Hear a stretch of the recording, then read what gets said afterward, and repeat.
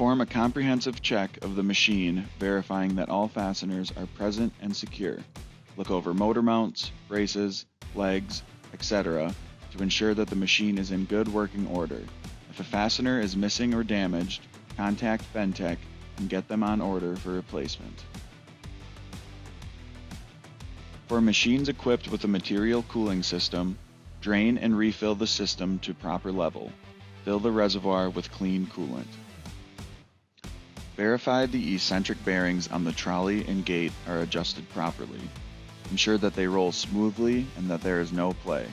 If loose, adjust with the provided flat wrench. Inspect all 4 e-stops for loose wire connections and proper operation.